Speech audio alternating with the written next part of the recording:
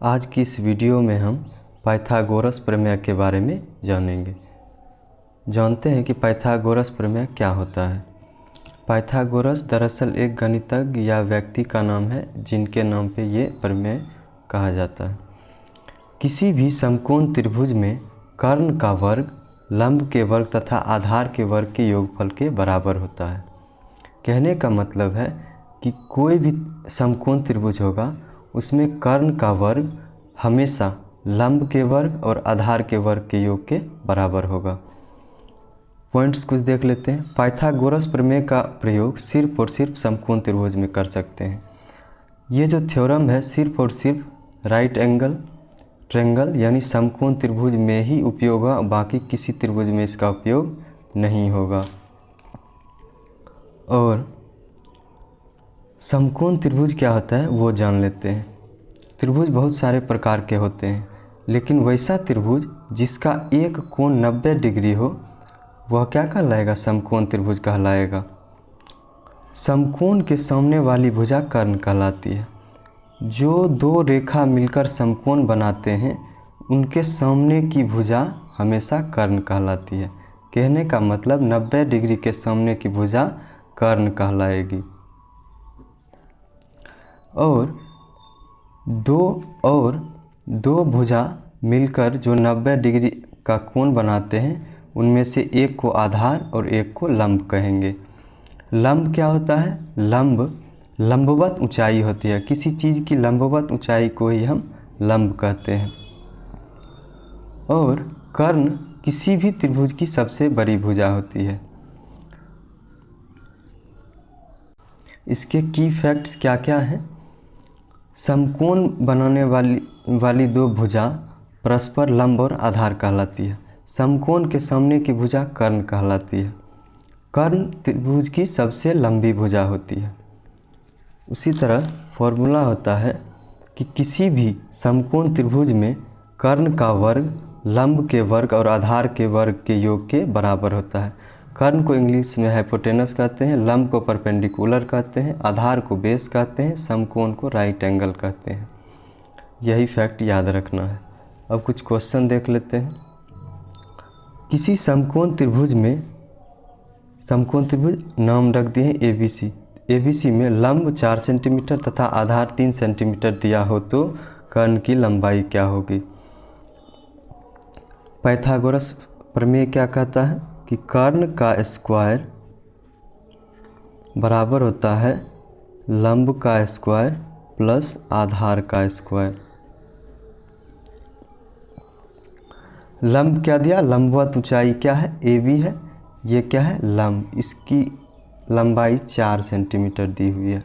आधार क्या है? BC। इसकी लंबाई आधार की लंबाई दिया हुआ है 4 सेंटीमीटर। तो हमको पूछ रहा है कर्ण की लंबाई क्या होगा? कर्ण क्या होगा? AC। लिखेंगे लंब AB बराबर दिया हुआ है 4 सेंटीमीटर, आधार BC दिया हुआ है 3 सेंटीमीटर। तो हमको कर्ण की लंबाई ज्ञात करना है। कर्ण तो हमको ज्ञात ही करना है। लिखेंगे कर्ण का स्क्वायर बराबर लंब क्या है? AB है। AB का स्क्वायर प्लस आधार BC का स्क्वायर। लिखेंगे कर्ण का स्क्वायर बराबर होगा AB की लंबाई है 4 सेंटीमीटर तो 4 का स्क्वायर प्लस BC आधार है हमारा वो है 3 सेंटीमीटर। 3 सेंटीमीटर इसका स्क्वायर करेंगे, इसको सॉल्व करेंगे। 4 का स्क्वायर का मतलब है 4 को आपस में 2 बार गुना करना है तो 16 हो जाएगा, प्लस 3 को आपस में 2 बार गुना करना है 9 हो जाएगा। यहाँ होगा कर्ण का स्क्वायर। अब ये कितना हो जाएगा? 25। कर्ण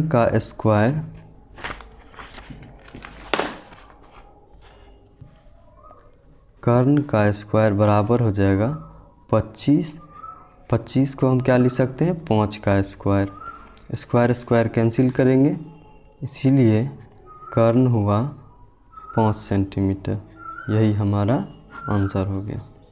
एक और क्वेश्चन देखते हैं। बोला किसी समकोण त्रिभुज की सबसे बड़ी भुजा 13 सेंटीमीटर हो तथा दो परस्पर भुजाओं में एक की लंबाई 5 तो दूसरी भुजा क्या होगी।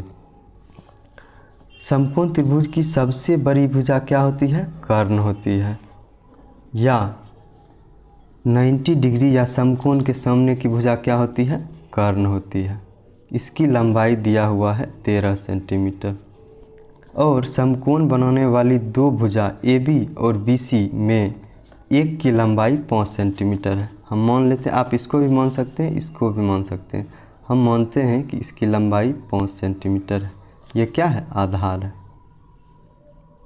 हमको AB यानी लंब की लंबाई ज्ञात करनी है। तो पाइथागोरस प्रमेय का प्रयोग करेंगे। कर्ण का स्क्वायर बराबर होता है लंब का स्क्वायर प्लस आधार का स्क्वायर।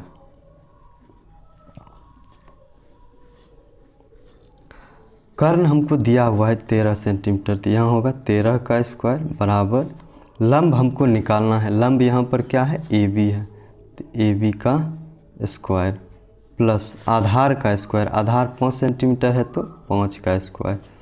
13 का स्क्वायर, 13 को आपस में 2 बार गुना करेंगे तो 169 होगा बराबर AB स्क्वायर प्लस 5 का स्क्वायर 25 होता है। अब AB स्क्वायर को दाहिने पक्ष में रहने देंगे और प्लस 25 को बाईं ओर लाएंगे तो माइनस 25 हो जाएगा। तो 169 पहले से है माइनस 25। अब लिखेंगे AB स्क्वायर, इधर होगा 4 4 1 144 और 144 को हम लिख सकते हैं AB स्क्वायर बराबर 144 को हम लिख सकते हैं 12 का स्क्वायर।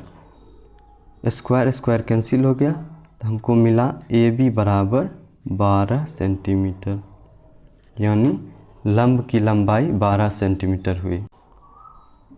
एक चीज़ और देखना है कि समकोण के सामने की भुजा कर्ण होती है। चाहे इसको ऐसे घुमा दें फिर भी कर्ण हमारा वही रहेगा, लेकिन ये दो भुजाएं आपस में बदल सकती हैं। इसको अगर ऐसे कर देंगे तो ये हमारी BC हमारी लंबवत ऊंचाई हो जाएगी। BC हमारी लंबवत ऊंचाई हो जाएगी, इसलिए हम लंब कहेंगे तथा AB को आधार मानेंगे।